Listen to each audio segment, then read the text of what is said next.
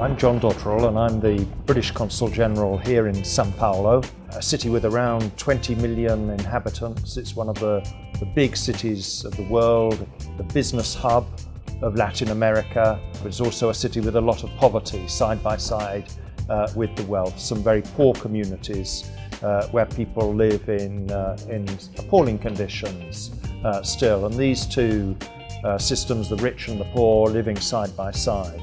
Inevitably there are tensions, there are social problems, all kinds of social problems that you can imagine associated with these huge cities. E enquanto o poder público não vier com escolas públicas de primeira qualidade, com saúde pública do lado das pessoas mais miseráveis, com frentes de trabalho, com moradias que quando chove não desbarranquem, né? Com saneamento básico, com lazer e cultura onde se mora, não só a criminalidade dos adultos, como também o número de adolescentes em conflito com a lei, isto não vai diminuir nem um pouco. Just occasionally you see some really inspirational projects where people are trying to tackle and address the social problems that cities like this. And that's why I was so excited to hear about the work that Callie and George were doing. The Eagle Project works in prisons with young people, with young offenders in the youth prisons of São Paulo. And it draws on the experience that they both have, and in Callie's case, her background in drama in the UK. She was a student at Goldsmiths College in London, and she's brought her knowledge and her expertise. For several years we worked on the streets and in the youth prisons, helping the boys to find a different future, taking them to rehab centres and helping them to go back to their families. But we came to see that actually they needed something more, that they needed to really think about what they'd done and change their behaviour, change their way of thinking. And so that's when we developed the new project called Breaking the Chains.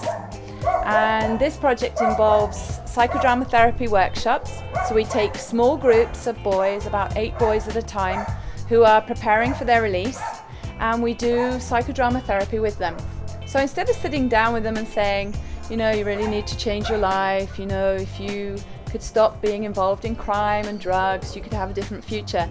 We actually put them into scenes through improvisations where they have to take part in an assault or a kidnapping, and they go into role as the people doing that, the thieves that they're accustomed to being, but also we put them into role as the victim and the victim's family. And so at certain points we'll freeze the action and we'll say, what are you thinking? What are you feeling as the victim?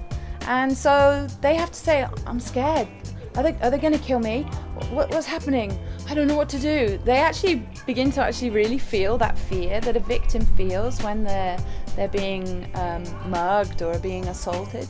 And it really works. Ainda que haja uma aplicação de uma medida socio-educativa, é importante em determinados casos círculo restaurativo. The boys that are part of the psychodrama project, I see them individually and I talk to them, I hear the stories, and I try to understand the background they have and what I can do to make them be the best they can. Eu cresci numa família com problemas.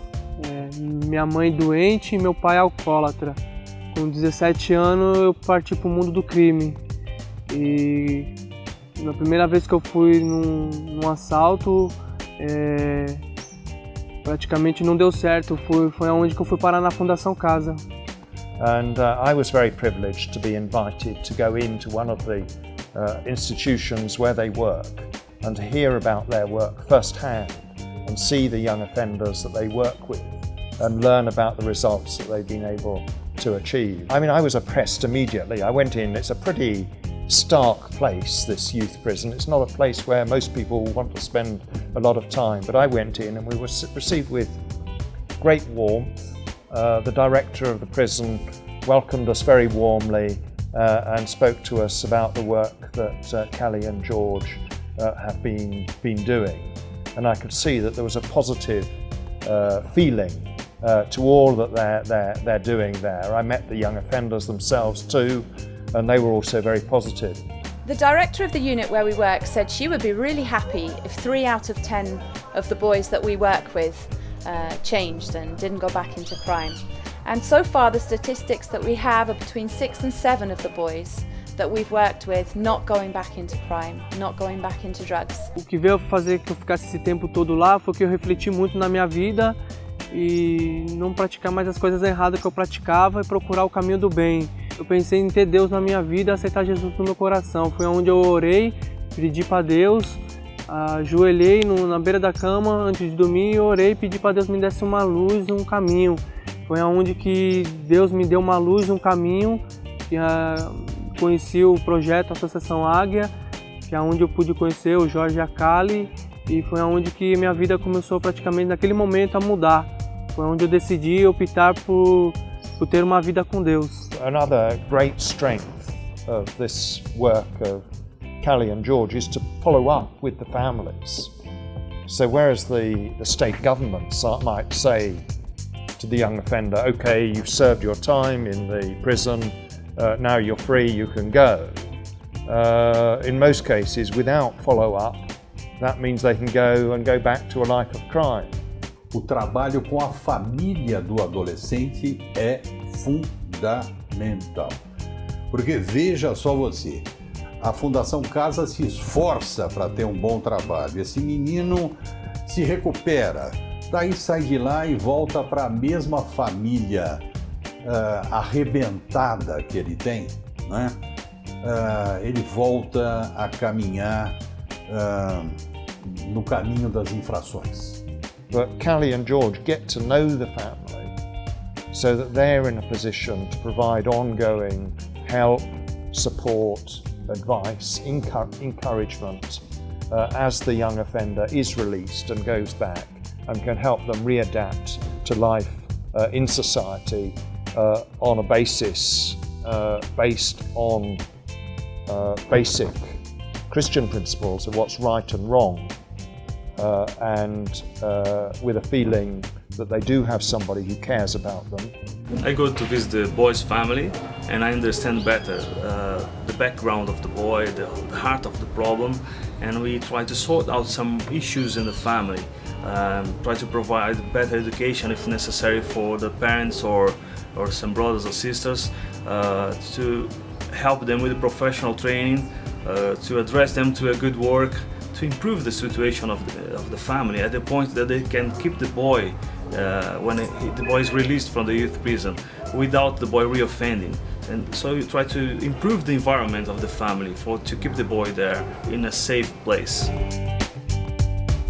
We believe that these boys do have potential, and it's so exciting to see when they really grasp that and they make a decision to change, and suddenly they become a citizen that is who's working and has a different attitude to society, wants to help and wants to give instead of always taking away. Hoje eu estou muito feliz de poder estar do lado da minha família.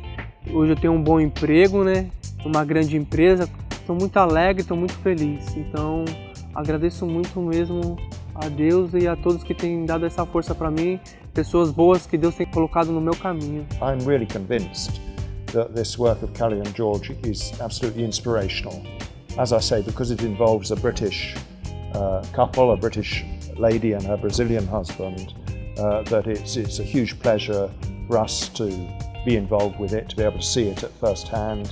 It's the kind of thing we need to do. Bilateral relations between the UK and Brazil are not just about the trade statistics.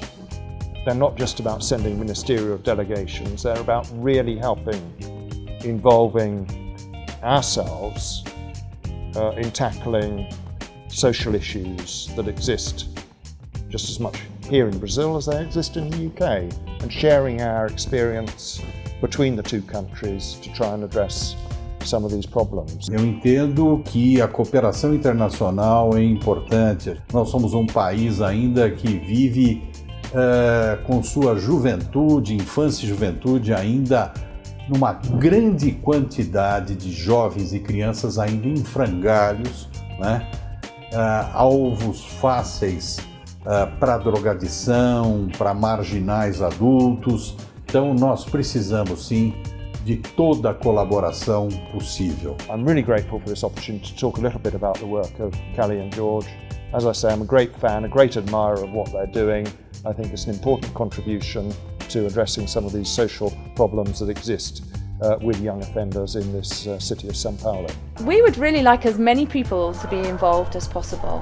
Giving £10 a month, £20 a month, it isn't very much, but it makes a big difference to us. If a lot of people could give a little, then that would make a huge difference to our project. We would be able to help so many more young people and their families, to bring them out of poverty, to bring them out of this terrible situation that they're in. And so money makes all the difference, but we're not asking people to give hundreds and hundreds of pounds. We're just asking if people could give a little bit each month. That would make a huge difference.